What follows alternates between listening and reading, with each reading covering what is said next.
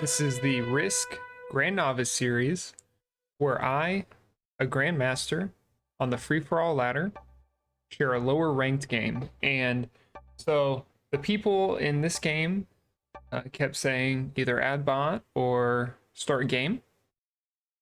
And then one of them doesn't confirm either. So this will be fun. It's after I take myself out, essentially going to be a 1v1 with a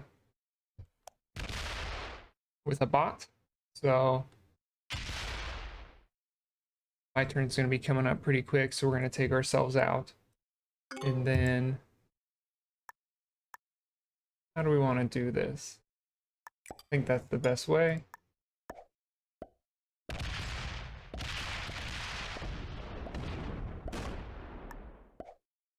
We have a lot more troops because there's fewer players. It's going to take a bit longer to remove ourselves. We'll do it on the bot here so we don't accidentally take troops away from someone we don't want to take troops from.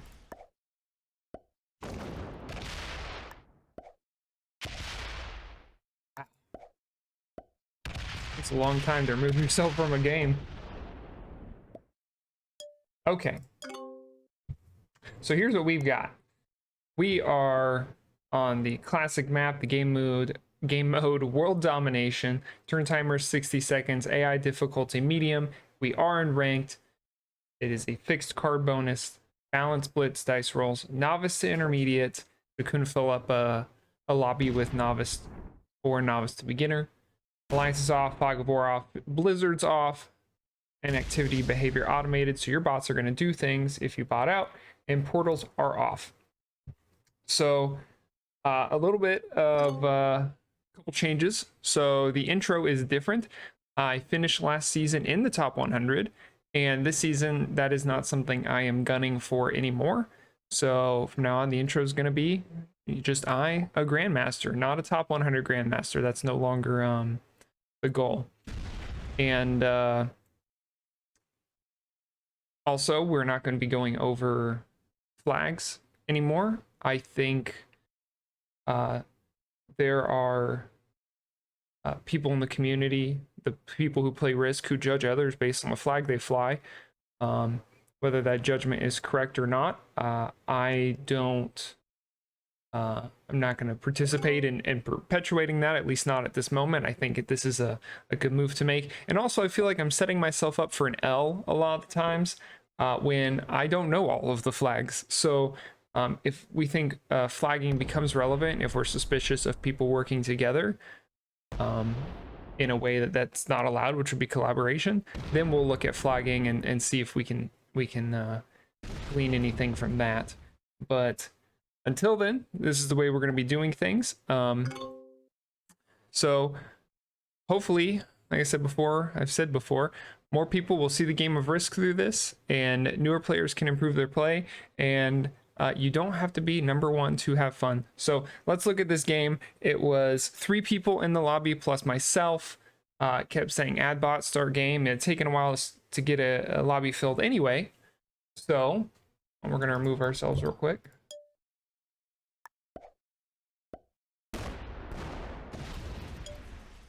So I went ahead and started the game instead of risking that the individuals I had at that moment would leave. And I thought this could be a decent change, seeing 3 individuals against each other. But then one of them didn't confirm. So now we're going to have 2 individuals and a bot.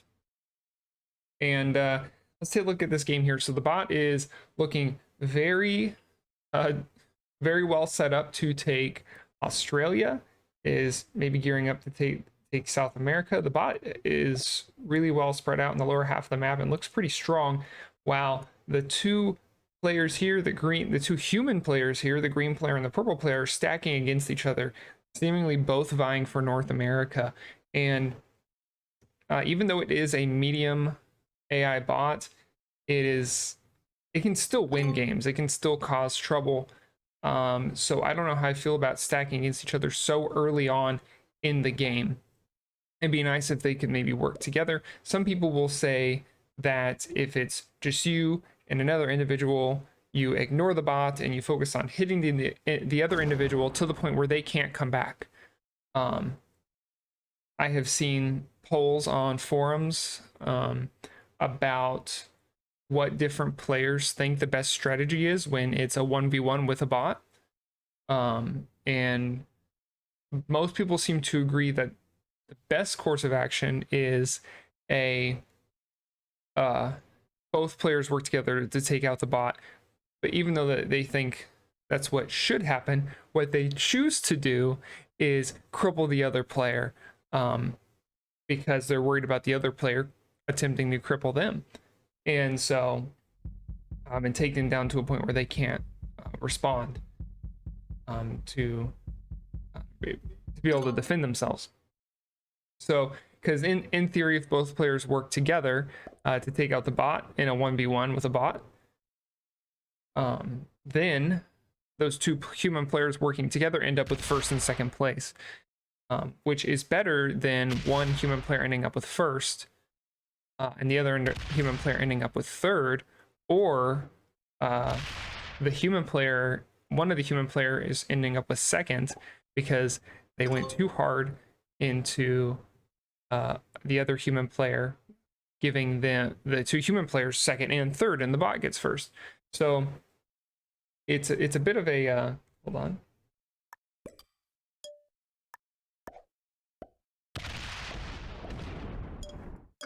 It's a bit of a prisoner's dilemma, if I'm using that correctly, where you have to worry about the other person betraying you, but if you had both agreed to work together, you both would end off better off for it.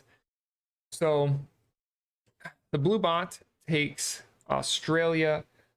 Green player and purple player are still stacking against each other. Really, the blue bot's getting really big, and this stalemate between the two human players in Australia or North America is just doesn't look good. So if you're in this situation, what do you do? What's going to happen is either the purple player or the green player is going to strike the other first, and attacker's advantage may give them the ability to take the other player from the game, or take them to the point where they can't respond and will eventually be eliminated from the game. Or it's going to go to whoever has the first big set at least, and is going to then be able to strike the other player with the attacker's advantage. So and we'll go over attacker's advantage actually the next my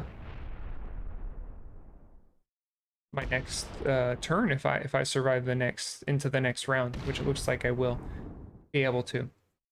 So green player, I like what they're doing. They're establishing a continent now. They put themselves in a vulnerable position to do that because they're still here trying to stop purple from getting North America. And if I had to predict something, I'd predict that purple is going to push into North America, maybe even break South America.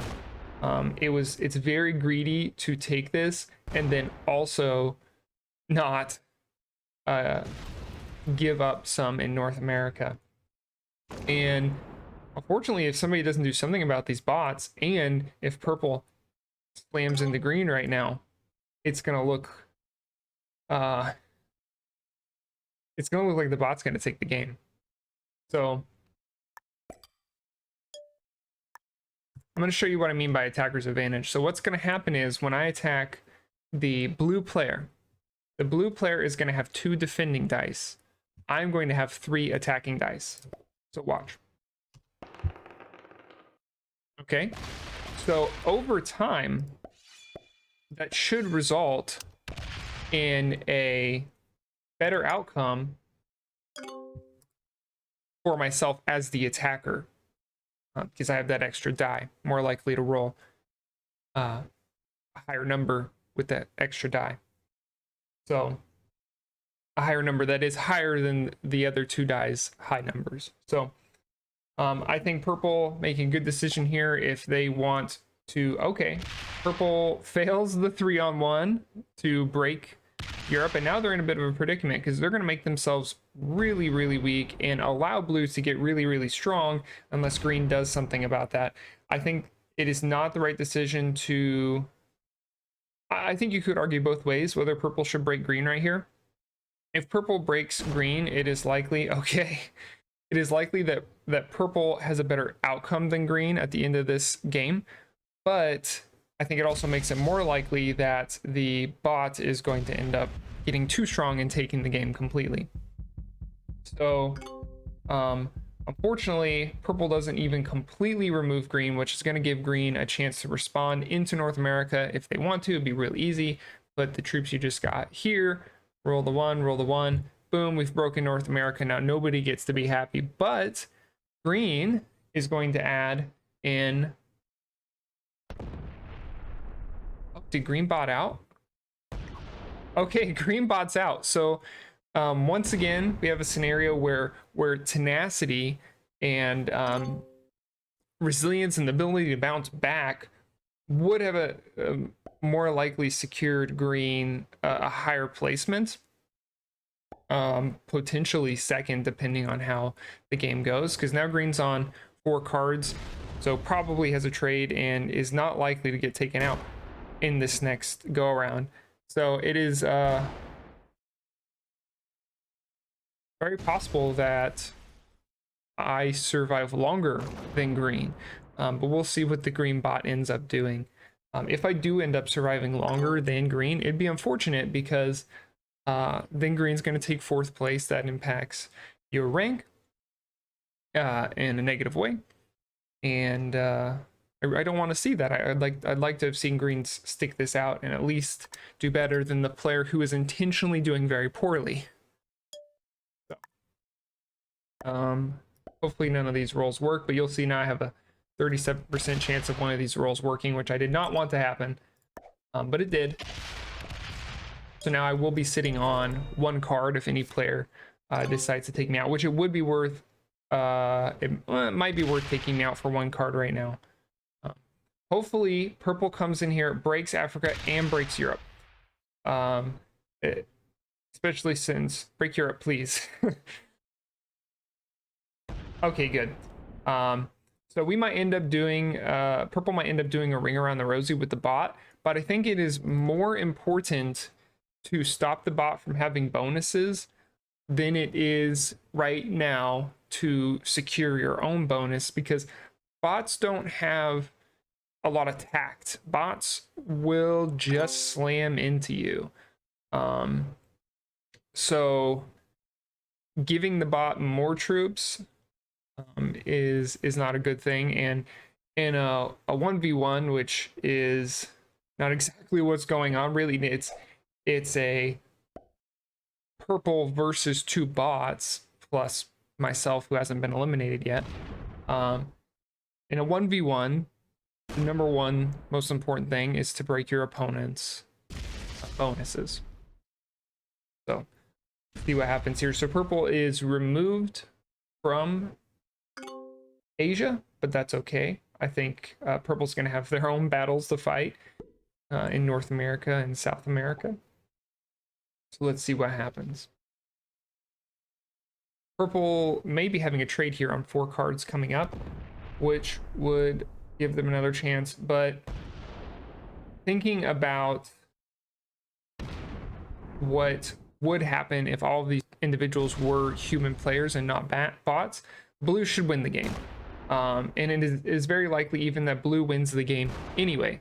So the balance of the game, so when all other... Some people say the balance of the game is when you have more troops than all other human players combined. I think it's still relevant here. The balance of the game is broken in the favor of the blue bot. The blue bot has way more troops than all other players combined. So I anticipate the blue bot pulling the W. Maybe before these other players were so pushy about starting the game, they should have been a little bit more patient and let some other human players join. Let's see what happens. This should be blue bot's game, which I think is very unfortunate. And hopefully purple sticks it out. At least takes 3rd, maybe even 2nd. So let's see. Purple goes for me. I I think it was worth taking that one card. Because if purple doesn't take me out to take that one card, then a bot's just gonna get it, and that's not gonna help purple out at all. Let's see what happens. Oh wow. Oh, great roll, great roll. So purple gets a great roll on the blue 10. Let's see how great of a roll that really was. So it was a 13 on 10 and only lost 4 troops. That's amazing. They definitely need to break this bonus here, I think. It's going to depend on if blue has a trade here. But I think breaking these bonuses and then fortifying right here, what's going to happen is this 8 is going to be inclined to move this way, not inclined to break you. So stop right here, fortify around to this 5, and then hope that the bot doesn't get it in his head that it needs to break you. So this could definitely be a comeback for purple. I love the resilience coming through. And let's see what happens. Let's see what the green bot chooses to do, unless green's actually return, which it does not let me see that being. Okay, it looks like green is still a bot. You can tell by the movement, which is kind of hard to explain if you're not a player, which I'm aware that some of the people watching me don't play or have never played this game, and you know, I see you and I hear your feedback, and thank you for that. So let's see what happens. It's very bad that this 7 is going to roll over, because now this 11 has nowhere to go. So we have to really hope that this 11 doesn't choose to attack up. It's a medium difficulty bot, so I don't think it will. There's not enough attacks for it to make in a turn. Let's see what happens. Often a bot will, a lower level bot will make 1 or 2 attacks and then just stop. And very fortunately, that 8 does not roll the 11. Let's see if purple has a big trade. If it is coming up purple, we're going to see a big trade right here.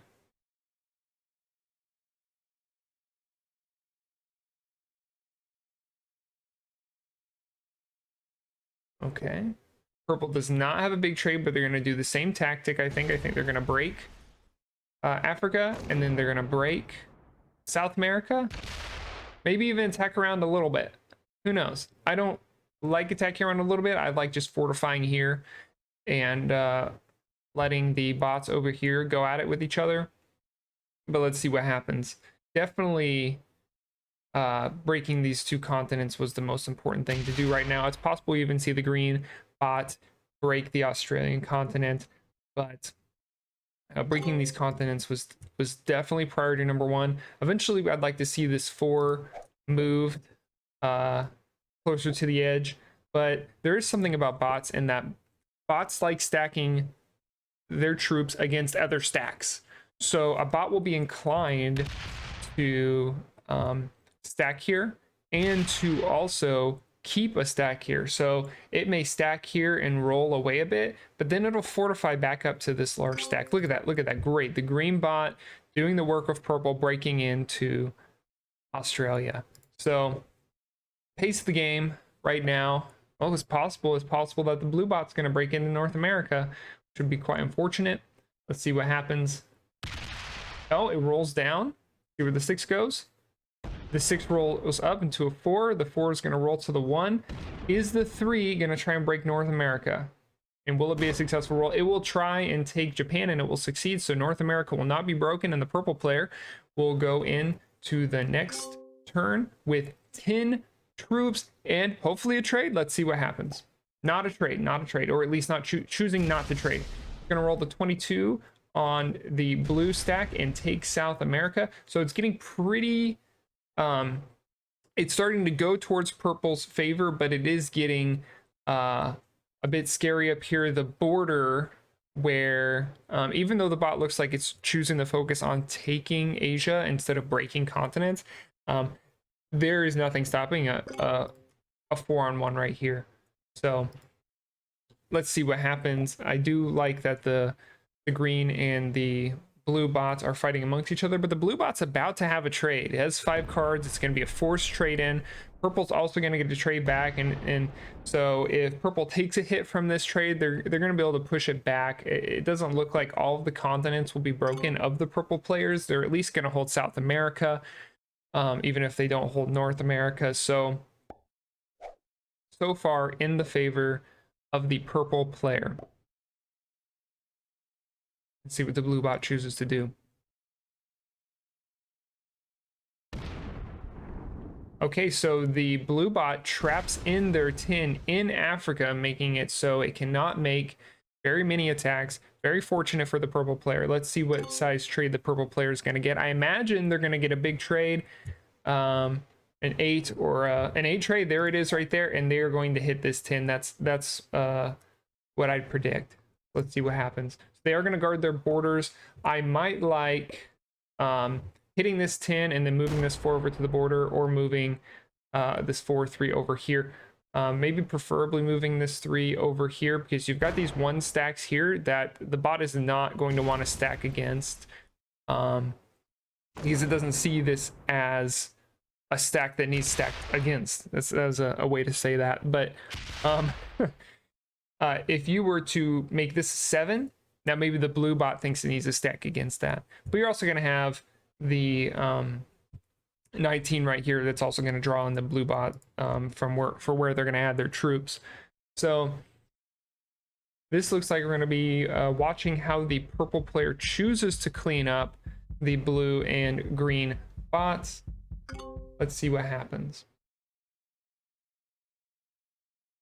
How I'd like to see this happen is when you're going against medium bots, against a lot of bots, regardless of difficulties, you want to make stacks that are big enough that the bot doesn't want to roll it. I don't think purple has the troops to be able to do such a thing right now. But if you make a stack and then the bot has an alternative to roll, so right now this 5 I'm guessing is going down unless the bot is still focused on taking Asia. Let's see what happens. Where does this 5 go?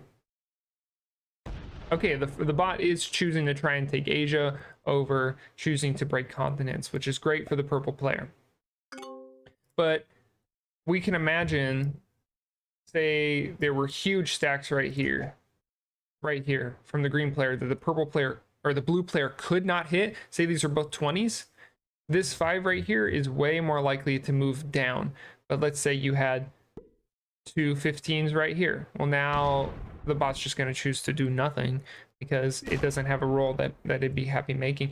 And so the purple player is going to choose to take out the green player. And this is, I mean, maybe this is very interesting because talking earlier about what people think should be done versus what actually happens is good game to the green player.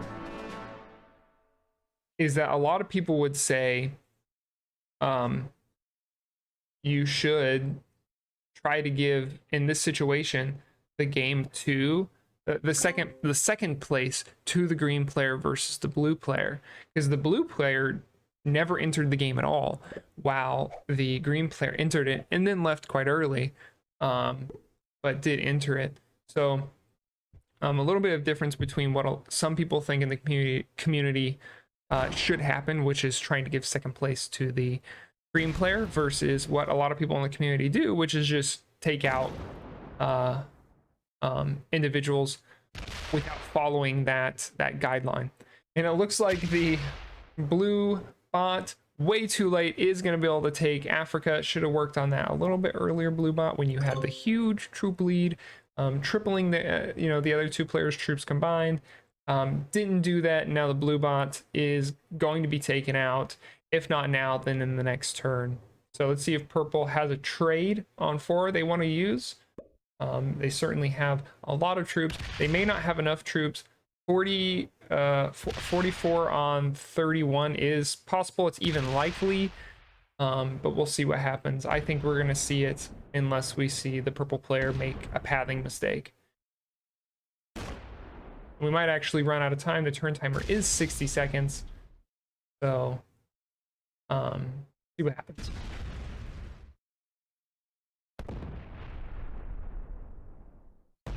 We're just chugging along here. The purple player maybe make the snake around here, or are they gonna go this way? How are they gonna do it? Which way? Which way are they gonna go? They're gonna stop.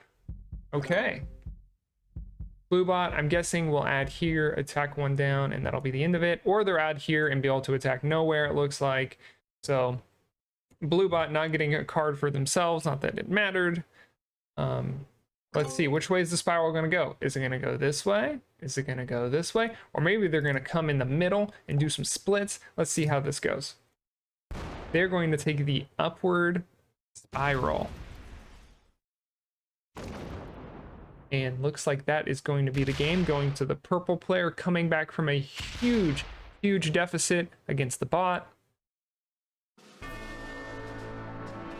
Congratulations to the purple player. Let's see what everybody was ranked. So we had 2 beginners. So these 2 individuals were in the beginning, when we were waiting in the lobby to start, kept saying start game or add bot, start game, so we could play. And then the green player leaves quite quickly into it. So I guess fast in, fast out for the green player. Purple player sticks it out. Go for the purple player. This is the Risk Grandnovice Series, and just remember, you don't have to be number 1 to have fun. I hope you can watch a little bit of Risk. You can enjoy it. Maybe you can take something from it that you use in your games. But go in there and try and have fun.